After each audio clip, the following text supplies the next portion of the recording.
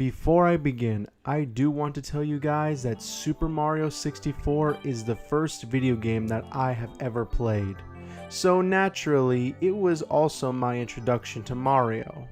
It came out in 1996, a year after I was born, so I couldn't play it right away, not until I was 3 years old. Back then, I had a blast playing it with my brother, even though he was better at playing it. But come on, I still tried. So yeah, you can already tell that this has a special place in my heart. Now that I got that out of the way, I would also like to mention how much of a big deal this game was back in the 90s. Just like how Super Mario Bros. Revolutionized 2D games, Super Mario 64 revolutionized 3D games. Heck, a lot of platformers after its release were inspired by it, even emulating its gameplay. It's one of the earliest games where you could walk around 360, no longer being restricted to just side-scrolling view. It was a technical achievement in video game history. The story is pretty much the same as most Mario games, so no need to get into that. You play as Mario and the objective is to collect power stars inside the paintings of Peach's castle. Let me tell you, the first time playing this, I had some struggle getting through some areas because I was scared of part of this castle. Hey, don't laugh, I was 3 at the time. As soon as I reached the top, I was too afraid to go up the stairs because of Bowser's face on the painting.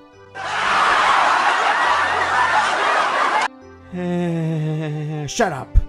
Okay, now for the controls. You pretty much do the same thing that you do in the past games, but there's also new moves added like punching, kicking, wall jumping, backflipping, and diving. The power-ups from the previous games are not presented shockingly enough, but the game does feature new ones that fit more with the style of gameplay, and they're awesome.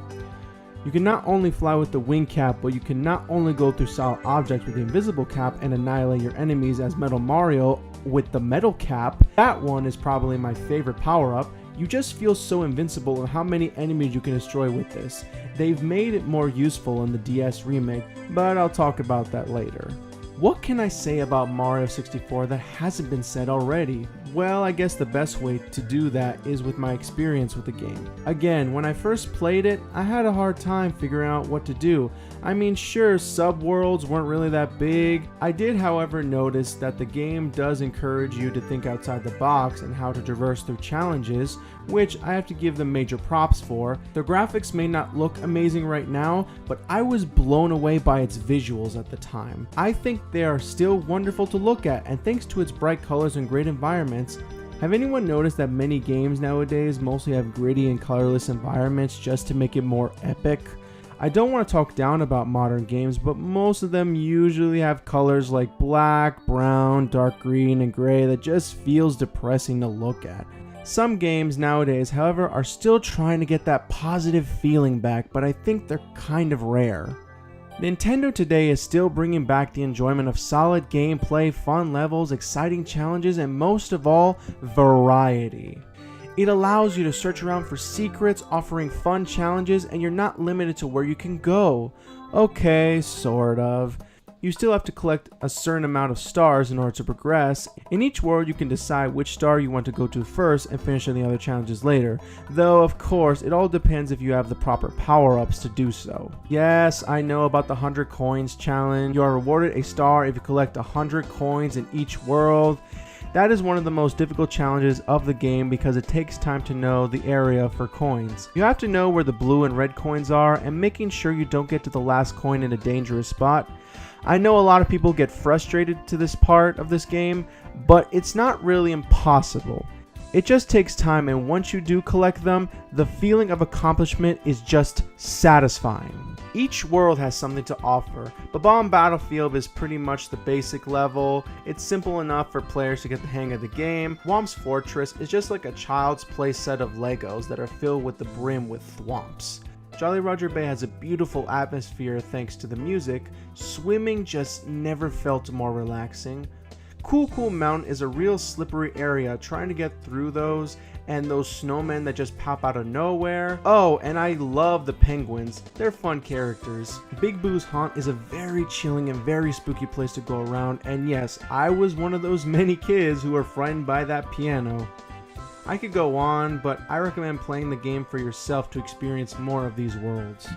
While I'm at it, I thought I should take the time to talk about the DS remake. It's pretty much the same as the N64 version, but with some tweaks and new additions. For starters, you can also play as Yoshi, Luigi, and Wario.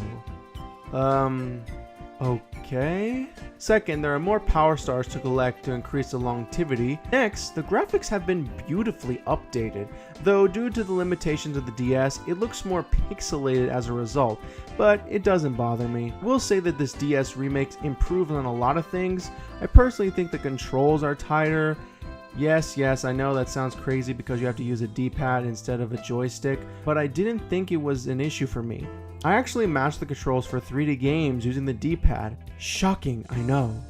I also thought wall jumping was smoother. When I wall jump in the original game, I don't stick to the wall. Here, once I hit the wall, you stick then slide down, which is an improvement. There is but one nitpick I have, however. Picking between characters is tedious. You have to switch to certain characters in one room before backtracking to a level where you want to go. Couldn't you just pick a character after selecting a level, like in Super Mario Bros. 2? Anyways, while I do love the improvements of the DS version, I actually like the N64 version more.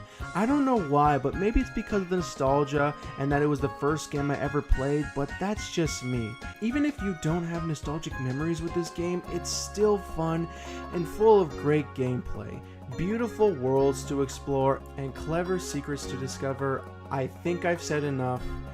Play it if you haven't already.